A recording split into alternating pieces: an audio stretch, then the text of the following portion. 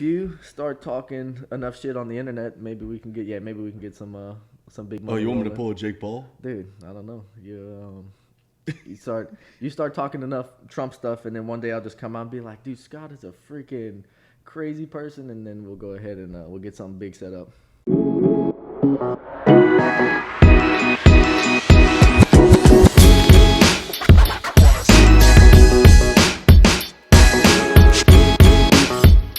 I don't know how much that drinking is gonna affect you later on. Though. What's that? It's better to drink whiskey than it is beer, right? For you, training wise. I don't know. Kind of. When I be drinking beer now, it's just, man, it takes how many beers, you know what I'm saying? Like, you got to drink so much beer to freaking get drunk, you know? I don't know, dude. I don't know. Yeah, I feel like I get a little bit more buzzed off of beer now. Every once in a while. But then, so if I drink whiskey, I'll have a headache probably in the morning. If I drink beer, my body won't. You know what I'm saying? I'll have that. I have what they call the bubble guts. Yeah. I have the flaws. I'll have that. If I drink the whiskey, I'll probably just have a headache, and I could push through that. You know, through practice. So, and usually I just like sipping it slow. You know, if you drink the beer slow, you know, you're not gonna get as drunk. See, I get a hangover with beer now. Yeah. Bad. I get a hangover anytime now, dude. I'm an old man, bro. I got a kid. I freaking go to bed early. I try and get drunk as early in the day as I can so that I can go to bed and then wake up and then go back to sleep again. But I don't be staying up all hours of the night. That's the medicine from taking all those headshots, huh? Is it? You think? The cure? I don't know. I don't know if there is a cure. I think they're working on one. But Oh, bro. I know the cure is just not to get hit, right? yeah, right. You got a freaking. That's not my specialty. I'm getting better at it. Well, you're one of the toughest son of a bitches I've ever met in my life. You think so? Bro, I'll never forget whenever we were fifth grade in Shelby, Darby. Mm-hmm. We were playing tackle football against the 8th graders. I think it was me, you, Boo Boo, and Cody playing 4-on-4 against those 8th graders. Yeah. And you freaking tackled somebody into the fucking fence, dude, and you had a gash down your eye. Uh-huh. You just got up like nothing. I'm like, because I always saw him like, all right, Abram's a soccer player. He's a little grass fair. Yep. That's what they call me. I never thought until that day. I'm like, that is a tough motherfucker. Yeah, I don't know. I just always just kept it pushing, you know. And I just I don't know what it is. I don't know what makes people different. You know what I'm saying? Like, and especially working with kids now, like, 'cause sometimes you think maybe it's the parents that do this, or maybe it's this and that. But like, dude, I work with like really young kids, like 3 and 4, all the way up to, you know, adults. So like, I see it all. And like, some kids are just different, man. Like, some kids, they just come out the womb ready to freaking wrestle and do all this and that. Some kids are just a little more timid, you know. And obviously it can be learned. So like, we can take these timid kids and like, just over time they just learn how to wrestle and learn how to be a little bit, you know, tougher. But some kids just straight up come out savages, you know. And I don't know why people are like that. You know, what makes them different? It's Right off the bat. It's kind of like I think it's more of a primal instinct in a lot. You think so? I think so. I'm a firm believer in that, man. I'm a firm believer in terms of, say, you have that one thing that kind of makes you tick. All right. So for you, it'd probably be your family. You have a kid. You have a future wife now. If there was anything that ever threatened that, you'd be already in that state of mind, like you're going. Oh yeah, for sure. Just already 100%. I think that we're all born with that primal instinct, but I think that some people have the ability to use it other than whenever they feel threatened. Yeah, that's true. I think that's what makes a really dangerous fighter.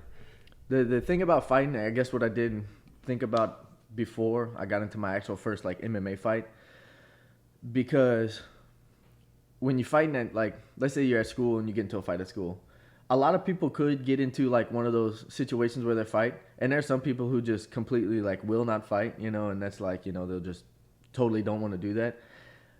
So let's say there's like 10% of people that just won't fight no matter what. Like, you could just fucking punk them out, you know. Mm-hmm. And let's say there's 70% of people that will just fight because they have to, you know, like, you get hit, you have no choice, fight or flight. Okay, I have to defend myself.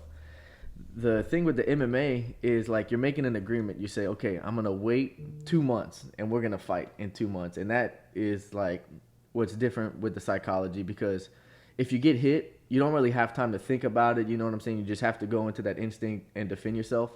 But when me and you make a contract and say, Scott, in 2 months we're gonna train hard, we're gonna prepare as much as we can to go ahead and beat each other up. We're gonna walk in that day and then we're gonna fight. That's like, it puts you in a different headspace. It's weird. How much you paying me?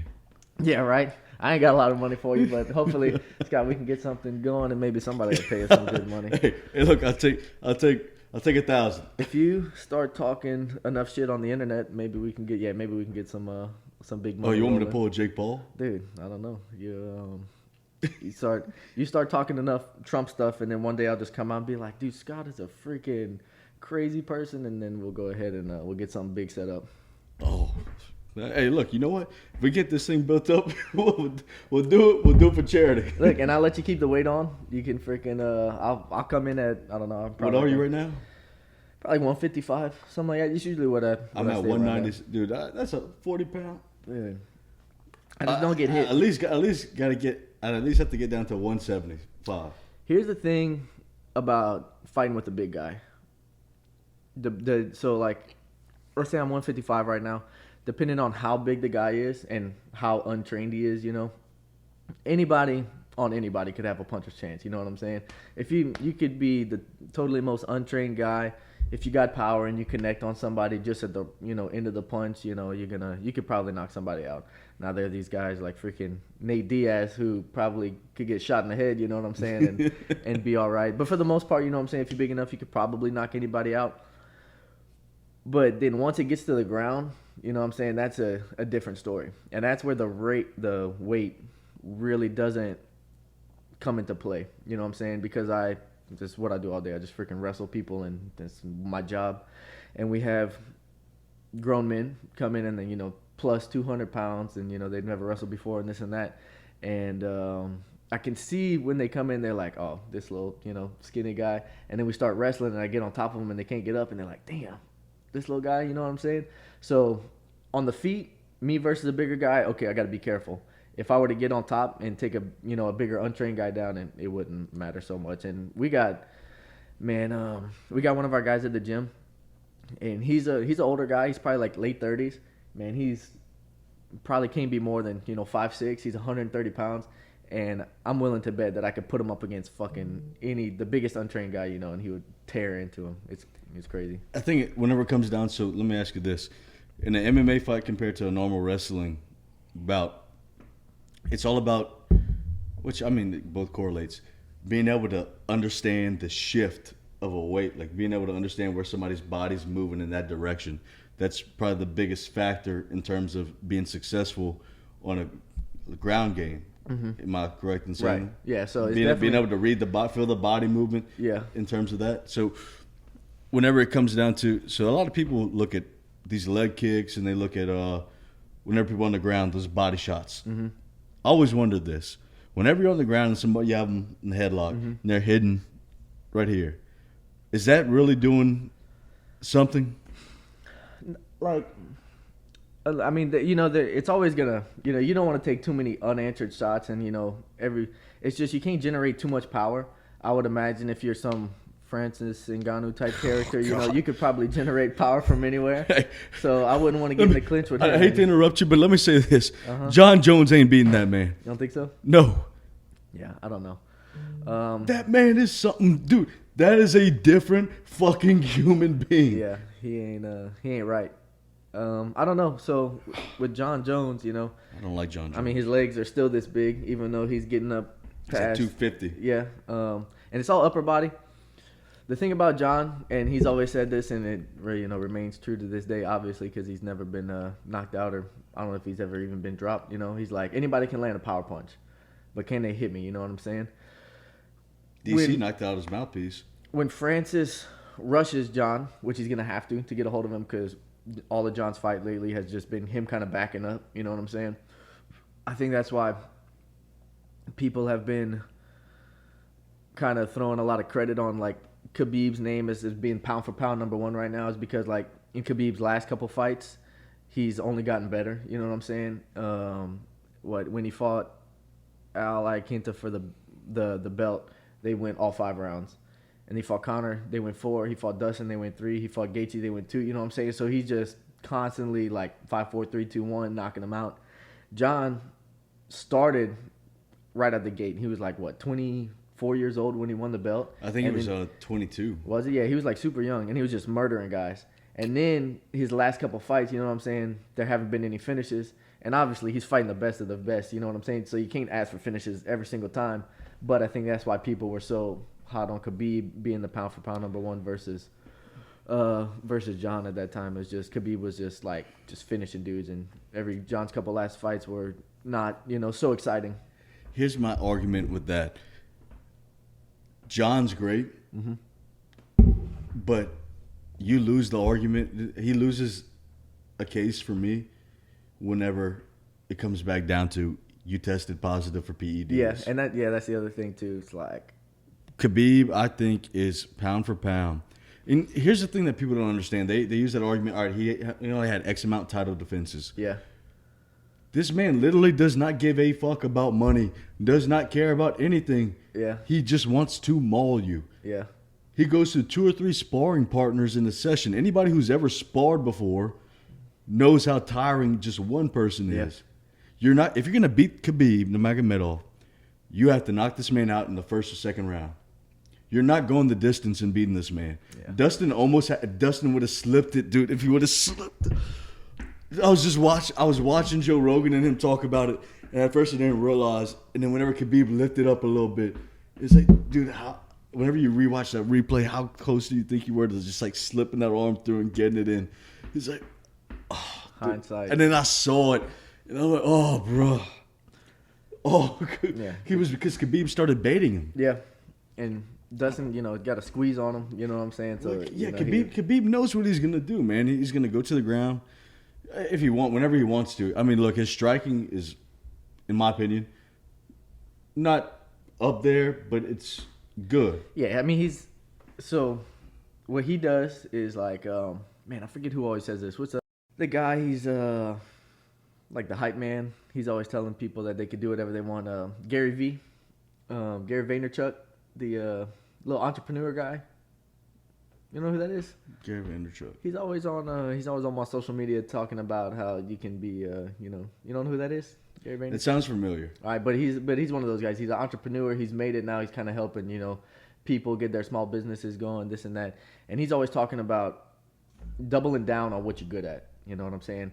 And I think that's what Khabib did. It's just it took him so long. So like he just said, "Fuck it, I'm good at wrestling. All right, let's wrestle dudes." So his first couple UFC fights, he's just launching people, and then he let his striking catch up.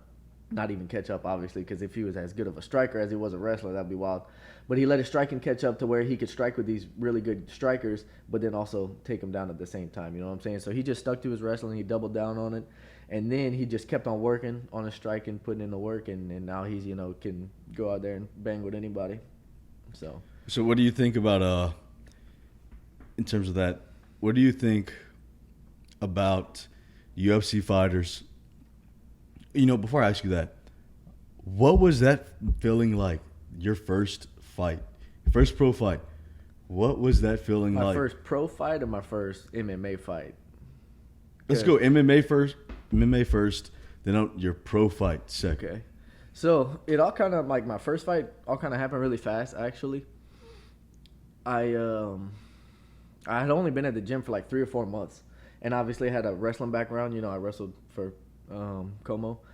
So I had that, and I wasn't even really that great of a wrestler, you know what I'm saying? It took me a while to get to where I was. Like, I think my freshman year, I didn't win a match until like the last tournament of the year. And we're wrestling every weekend for like fucking 3 or 4 months. And you can wrestle twice in one tournament if you lose both of them, you know what I'm saying? So I'm going 2 and out every weekend for like 3 or 4 months, just getting beat. And I didn't win a freaking match till like my last tournament. So my wrestling, you know, was just still kind of, you know, I was still trying to working on that. So I joined the gym, and I really wasn't training to fight. You know, really I just wanted to get some exercise. I wanted to learn, you know, some more self-defense stuff. And so I'm learning how to punch and kick, right? I thought I knew how to fight, you know what I'm saying, when I went in there. I had a couple of scraps, you know, on the street and this and that. So I thought I knew how to fight. And then you get in there with some guys who know how to fight, and you're like, okay, I don't know how to do this. So I'm learning how to box. I'm learning how to kickbox. I'm learning how to do jiu-jitsu and all that.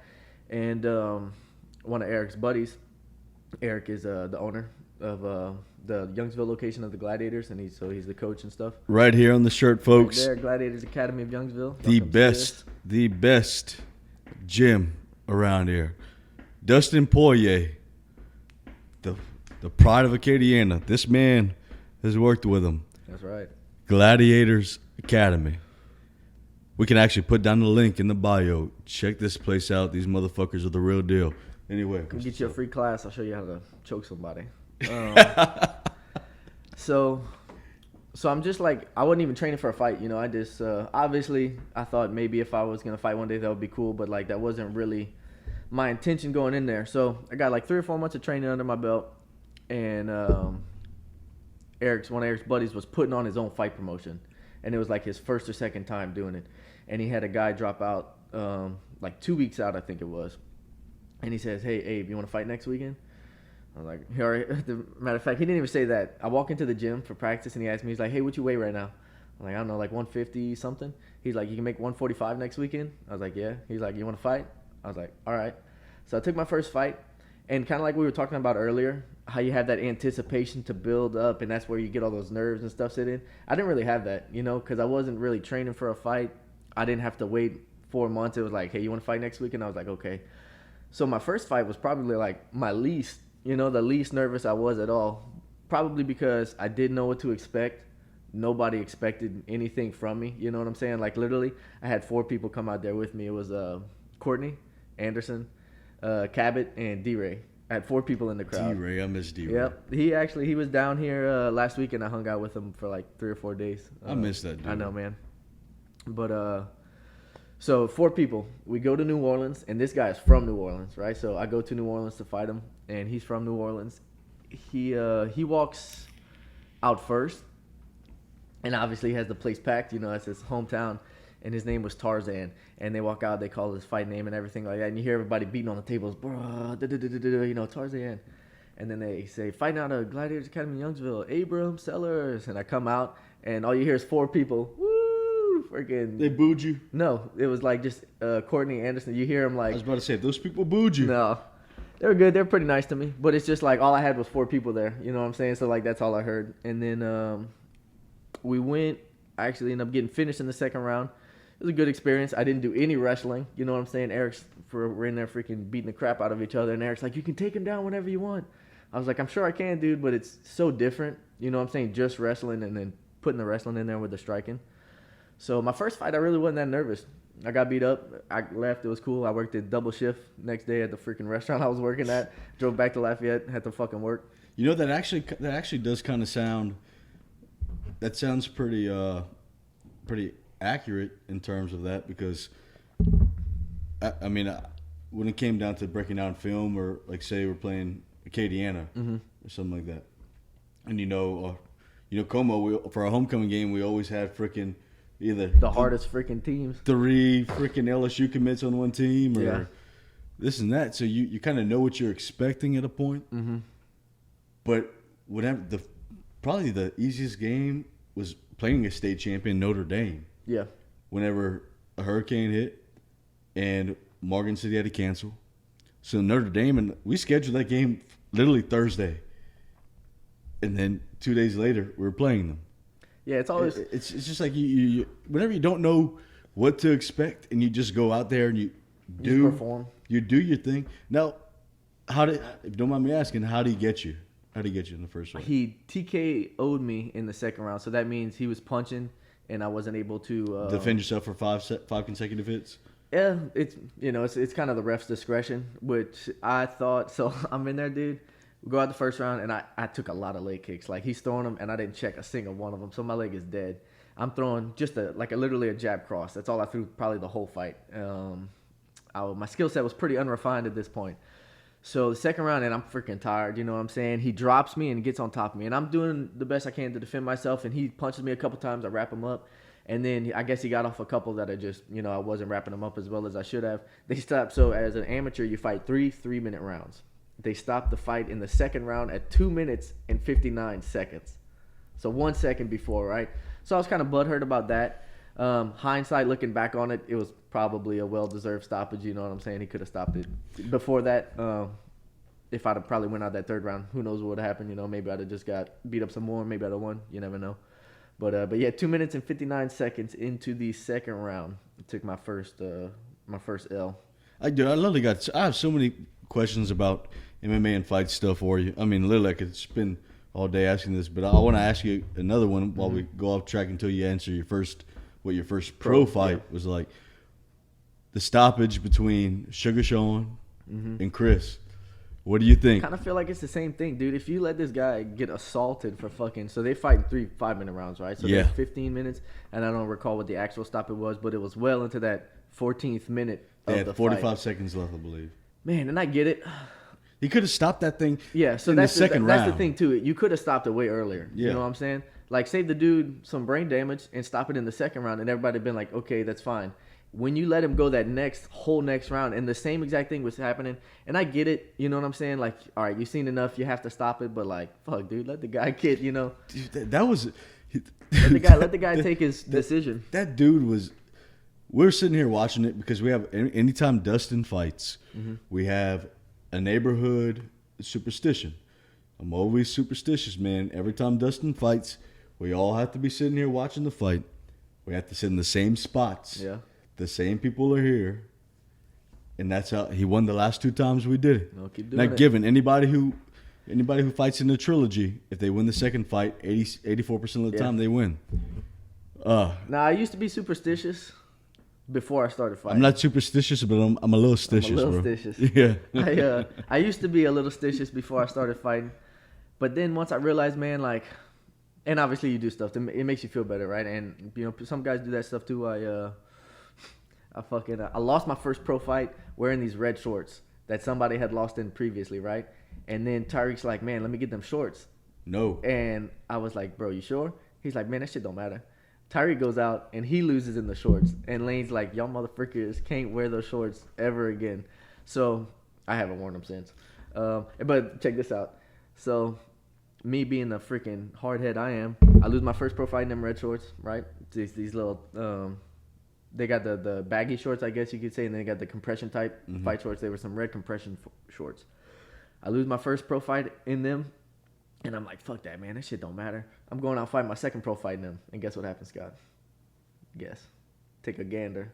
I freaking lose in the red compression shorts again, and I'm like, all right, I ain't wearing these things ever again. And then Tyreek freaking wore them, lost in them. So I was like, all right, we got to fucking burn these bad boys. You got to wear black. Is that what it is? You got to wear black. I usually do wear black shorts. That's all I'll wear, man. That's all right. Whenever you get rocked and you're in that fight, you get caught with one. You're getting that blurred vision. Are you seeing 5 different people at once whenever you get that rocked feeling? No, it's not like when you know how like when somebody gets hit on the head in a cartoon and they get the little birds and like you said, you see the 3 different people. It's not really like that. Usually you're literally just like, depending on, and it's all kind of different, but like a lot of times we call it getting flashed. Like everything goes black and there's like, you know, a white, you know, flash, so you really don't see anything until you like hit the ground. Sometimes your butt hits the ground and like, you know, you wake up a little bit. So usually you're not all like drunk looking, and sometimes that does happen. You know, you see guys kind of wobbly, but a lot of times we call it getting flashed. You get hit and it's like black, and then you kind of see like a flash of white, and what that happens is obviously it disorients you. You can't see anything, and then they kind of start pouring it on, and that's where guys get finished a lot of times. So sometimes your equilibrium gets a little off, and that's what fucks up your legs. But it's not really anything to do with your vision as much as it is your equilibrium being off, and you just can't hold yourself upright. So there's those kind where you get hit, and that's more like when you get hit in the temple area, you know, it kind of gets right next to your ear. Yep. You get hit. You see guys get hit behind the ear, and they get all wobbly. Usually when you take one on the chin, that's when you get flashed. Right on the noggin. So we were talking about this the other day. If you had, I'm a big boxing guy. All right, boxing terms. My favorite fighter, Deontay Wilder, literally has 0 boxing skills whatsoever. You sound like you'd be more of a Tyson Fury guy. I like Fury, but I always go for the American. Oh, I see. Deontay throws haymakers out of hell. 6'7", huge. Tyson Fury might be the best technical boxer there is. Yeah, best technical heavyweight. Yeah, I mean, boxing's chess. That's why a lot of people look. And here's where I'm gonna give MMA more credit. MMA fighters can go into that boxing ring and last longer than if you put a boxer into the octagon. Now, here's why MMA fighters don't last longer in boxing, because boxing, literally, you're perfecting one craft your entire lifetime. That is literally all you're doing. Yeah. You're not worrying about your stance changes compared to if you're like Tyron Woodley. Look at his stance against Jake Paul. I mean, his stance just looked really bad. Well, it has to be. It's got to be different because it's a different. And it is completely it's different. I mean, you're not worried about leg kicks. You're not worried about anything like that. The boxers get to stand. So MMA fighters have to be in a more square stance, right? We call that square. So your feet are square right here because you got to be ready to defend the takedowns, defend the leg kicks, and throw punches as well. The boxers get to stand a little more lateral, right? So they get to stand like this because what happens is when you're square, you have this much to hit. When I start moving my body like this, right, you only have this much to hit. So they get to keep their hands down, which gives them more balance. We can't keep our hands down because we're going to get kicked in the head, you know what I'm saying? So, like, the boxers, you see Floyd, he gets to do this. We don't have that same luxury because we're worried about getting taken down and kicked and stuff. And I think, and then, so they do this all the time. So then MMA fighters, when they go over there, they have to get used to not doing this and, being all fancy like that. But I think we learned to appreciate Conor McGregor's performance against Floyd a little bit more after we saw the Tyron Woodley and Jake. We were talking about this earlier before we started. I want to go on the record and say it. Jake Paul has my utmost respect. Look, it'd be one thing if the kid was doing it to just say, oh, fuck it, I'm doing it. This dude dropped everything and started training for this shit 3 years ago. 3 years ago. Yeah. And he takes it seriously. He's literally bringing boxing. MMA is way more entertaining than boxing. And this is coming from somebody who loves boxing. Hell, my dog's name is Apollo Creed. Yeah. Love boxing. MMA is far more entertaining, man. Now, we've entered the golden age of heavyweights in boxing, though. You got Deontay Wilder, Tyson Fury, Anthony Joshua, who, dude, don't get me started on Anthony Joshua. I think that man is ducking everybody that he can possibly duck. What's the little Mexican fella's name? Is he Anthony Ruiz? Ruiz? Yeah. Dude, I mean, that was just... Joshua looked like crap that first fight.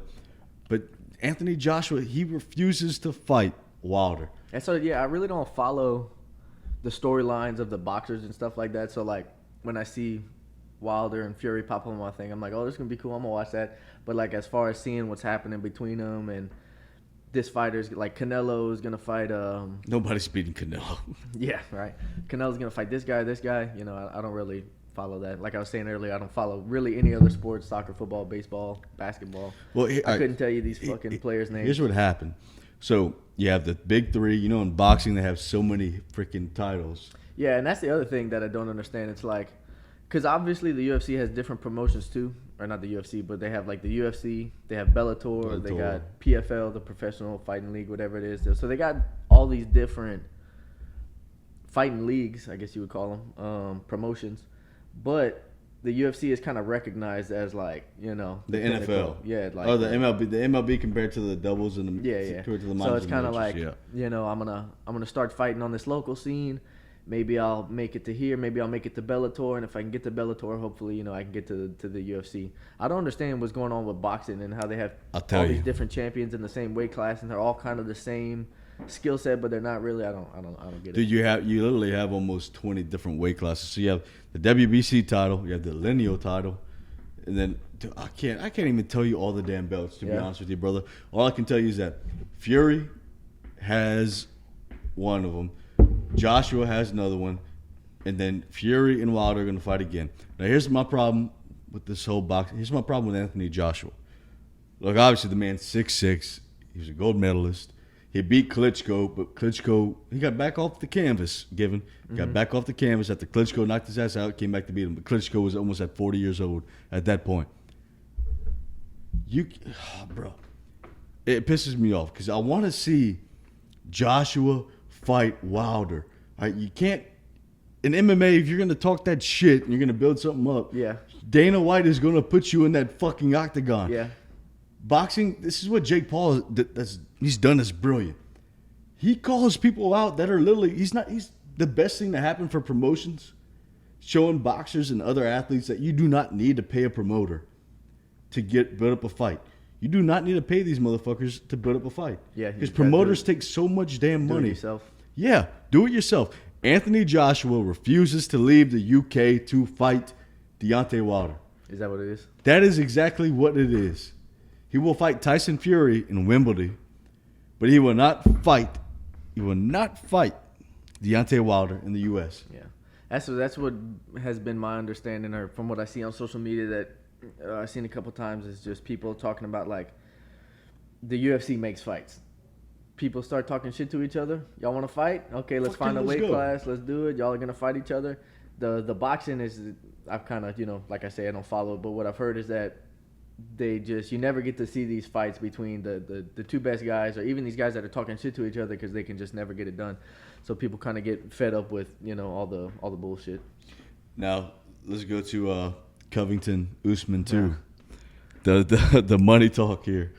All right, your first prediction right now and why, and I'll give you mine, dude. So we'll call Lane right now. And call Boo Boo. Cause Lane loves to bet on the fights. He comes to the house, we'll bet on the fights, this and that. Let's say I predict Usman right now. Lane's gonna bet Colby, and he knows because that is my track record of fucking betting on fights. I am the worst picker. Bet on Usman then. Bet on Usman. Yeah, I'm the worst picker they got out there. If I say freaking red, it's gonna be blue. But I don't know, man. Let's see what we got. So I cannot remember. Colby's has Colby had a fight after he fought Kamaru? He had one, so he's been kind of. Who was do you remember who the fight was? Was it Tyron? Did he? I can't remember. He broke his ribs. That's what's making me I can't remember who Colby fought after he fought. I think no. So I think Colby after Usman, Colby was supposed to fight Masvidal. Mm-hmm. Then Masvidal ended up taking the Usman fight. But here's the thing, he's been inactive. But I was listening to Chael Sonnen talk. Mm-hmm. And said, all right, yeah, he's been inactive. Also the worst MMA picker they got out there. Yeah, Chael. I love him, though, man. I love him so much, bro. Chael says, it'd be one thing if he was completely inactive, mm-hmm. but he's been training. Right. Usman, he really surprised me against Masvidal. You ain't lying about that, cuz. I was so mad, dude. So I'm not so much worried about the inactivity or the whatever. I just couldn't remember who he had fought. And then so Usman now is kind of the same thing as we were talking about. Khabib is so he was just dominating guys with his wrestling. And now obviously, his striking is catching up to him. He knocked out Gilbert Burns. You know what I'm saying? Mm-hmm. He was freaking jabbing him up. Ended up, I don't know if he knocked him out or TKO'd him, whatever he did. But, he got him with the hands. And, Gilbert was a freaking ferocious fucking power puncher. He's jacked, dude. So then he goes out there and he does that. And then he goes out there and freaking starches Masvidal. And you're like, all right, bro. You know what I'm saying? Can Colby knock Usman out with one punch? Probably not. He's a volume guy. Can Usman knock out Colby with one punch? Colby's got a good chin. We've seen him in the last fight. He held up to some of Usman's best punches. But now that we've seen Usman really just let it go, can he knock him out? Okay, maybe I can see that happening. Can they go the distance again? Probably, for sure. Did they wrestle at all last time? Nope. No. Will they wrestle at all this time? Probably. Nope, probably not. They hated that. That's legitimate hate. And the story behind Colby. Because Colby, how his whole thing got started. Yeah, he was 16-0, and they said that they were about to cut his contract because he wasn't. Nobody wanted to watch him fucking fight. Yeah, nobody wanted to watch him fight. Now he's always been a Republican conservative, big time, but he just started utilizing that to his platform. And look, I can look back at me in high school compared to getting into senior year. Right. It's you find your shtick, mm-hmm. you find your thing that you love to talk about. Politics, that. You bring that into anything sports-wise. Now, Kamaru Usman, I will give him credit. look, when it comes down to anybody who steps in the ring, there are very few. The only person I can say honestly have lost respect for is Jon Jones because of what he did to DC. What'd he do? Whenever he tested positive for the PEDs. Oh yeah, and against DC, they had to cancel his fight. And yeah, Daniel hit his mouthpiece out, and then Jon tested positive after the fight again. Yeah. Like DC trained so fucking hard. And look, I'm not gonna say I disrespect Jon Jones, but I have much more respect for Daniel Cormier. Because he literally, if you look back and you ever hear him talk, that is the one thing that he's always going to remember. Yeah. And it's not his fault. I mean, you fought a guy on PEDs. He knocked his mouthpiece out. Yeah. Last time I checked, in that division, you get your mouthpiece knocked out, you're probably going down. Is that... I don't know, because obviously I have no fucking experience in dabbling in that stuff. I mean, I'm not the biggest guy out there. I'm obviously not on PEDs, so I don't know if that's... I still wouldn't fuck with you, Abe. Yeah, appreciate it.